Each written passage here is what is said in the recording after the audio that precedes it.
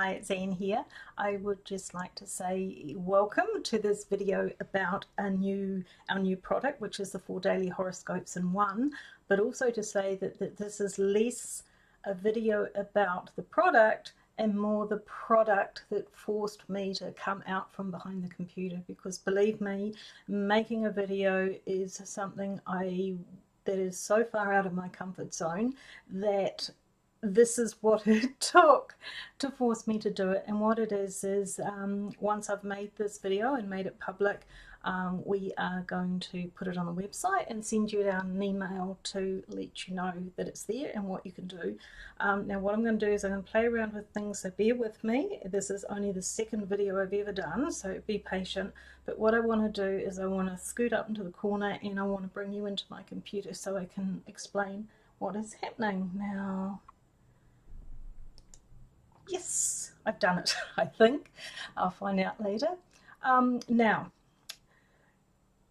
the problem I have when I'm writing the horoscopes is that so much is happening. What we've got here is a chart for next Monday, the 23rd of July, which is the start of what is destined to be an absolutely challenging, intense, exciting. It's a week that I'm looking forward to, but I'm also dreading, but it's exciting. It's one of these weeks that, and yeah, it's just really exciting. And I actually might walk you through the week before I start getting onto the horoscopes very quickly. This is what I use, what a lot of astrologers use, which is solar fire. And I'll just put this on animate. So, oopsie days, we moved this away. Okay. So that means I can move it around and I'll set it for the day. So here we are next Monday. It's 8 o'clock in the morning, New Zealand time, just before just after sunset, because the sun's come up. Here's the eastern horizon. Sun here is 29 degrees, 57 minutes Cancer. So it's about to leave Cancer. That is going to take the pressure off Saturn and Pluto over here. So that's going to be good news, because that's created some real pressure. But if we move on a day, we can see the sun's now in Leo. We can also see Mercury down here in Leo. He is still direct. Over on the other side of the sky, we've got Mars. Now Mars, this down here, which looks like a horseshoe, is the south node. Over on the opposite side of the sky, which looks like a horseshoe in the reversed order, is the north node. North node is about the future, south node is about the past. Mars is in retrograde motion, so between them, they're drawing this area of your chart into the past. The sun's come along, he's in Leo, he's bringing things towards the future. Now what's going to happen as the week progresses? Mars is retrograding back, the sun's moving forward. Sun's up at 2, Mars is at 5, and now when we get to Friday, Mars is at 4 degrees, Sun is at 3, and then on Saturday we have the Sun and Moon in opposition, and this is a total lunar eclipse. The first total lunar eclipse in Leo since 1989, and the first involving Mars, which ironically was almost identical situation to this, was in 1971. But that's going to be building all week. Okay, now that's an aside, but if we go back to Monday, this is what I use to write the horoscopes. And what I do ahead of time is I set out exactly what is happening so that when I go to write, I've got the information at my fingertips. Now I'm using Cancer as an example because I'm a Cancer and for no other reason. Now when I go to write, I'm always conscious of feedback I've got. Like I will get a email from somebody to say, why is my horoscopes all about money? Why is it all about love? And usually it's because that is actually what is happening at the moment. So I'm very wary when I write that I can't repeat myself. If I've talked about something on Monday, I won't talk about it on Tuesday, which is limiting because it's just as important. Now what happens is, this is the template that I use. So next Monday, for everybody, if you actually take out that line there, this is for everybody. As I said, the sun's going to leave Cancer, move into Leo just before 10 a.m. Now Mars is already, well, he's moving into his last 3 weeks in Aquarius, going back to Capricorn. He's aligned with the South Node in opposition with the North Node. Moon left Scorpio yesterday. That is all important information. Now if I put that back in, what I do for every sign of all these numbers here are the houses, so I can really look quickly and know for Cancer that the moon's in the 6th house, which is all about work.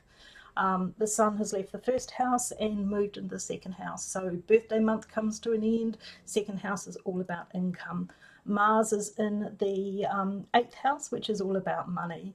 And also the moon just left Scorpio yesterday, and that was really important. Only left at 11 o'clock last night, New Zealand time. But that's important, so I need to talk about that.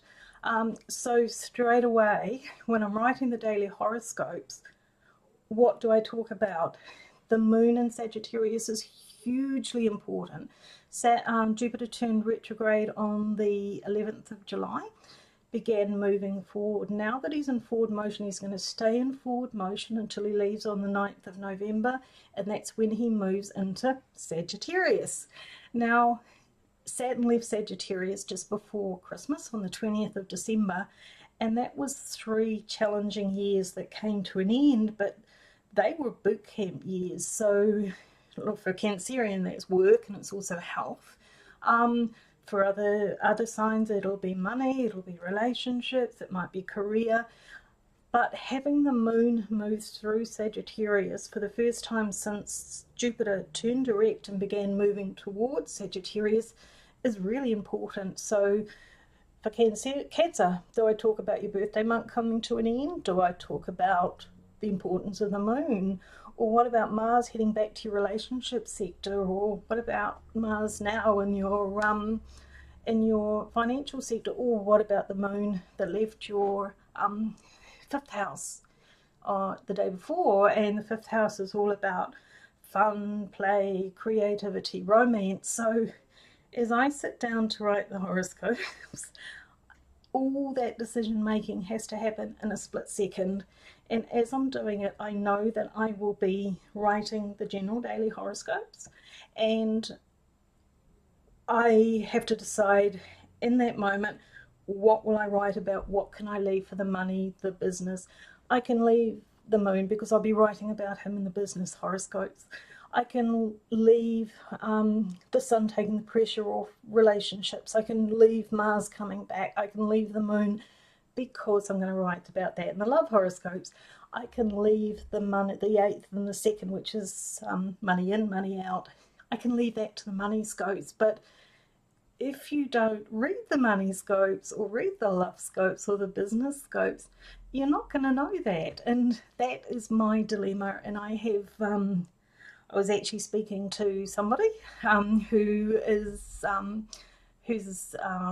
what do you call it, advice I really respect and admire, and she doesn't start her day without reading the horoscopes. And I said to her, because she's a businesswoman, had she read what was happening in her business scopes? And she said no, she doesn't have time to go to the website. And I've been thinking about this for a long time, thinking, how can I get, instead of, how can I send out all 4 of them? And of course that takes technology. All our horoscopes are fed into a system. We have XML feeds that are then fed into the horoscopes. So it was really complicated. So this is why I've done what we've done. And just a quick example, that was Monday, or this is next coming Monday. And just an example, this is what I've done with it. What have I done? Oh, I've missed it. Yeah, so for love, I've gone and written about taking the pressure off the relationships. And for money, I've read about the importance of having the moon in your work sector as the sun returns to your income sector. Business scopes, I've talked about the moon. Now, this is what it will look like. So at the moment you get your daily horoscopes, and that's all you get. This isn't next Monday's one. It's one was actually for it's actually today's one. Yes, it's today. It's Wednesday. So this is how you receive it. Now we have two options. You can either sign up and get 6 months ahead, and that's it. You don't have to worry about, or you can just do it monthly. All the options are, and the information is on the website. Just email me here and at forecasters.co.nz if you want more information. But what I wanted to do in this video was explain why I wanted to do this, why I think it's so important, and why it was so important that it dragged me kicking and screaming out of my comfort zone. So this is it, and now that I've actually delved into the world of videos, I'm hoping to make more. I would like to be able to, especially with the eclipses coming up and other big things. So yeah, so now that I'm out of my comfort zone, I might delve a bit more. But thank you for listening, and yes, I hope you find this helpful. Thanks. Bye for now.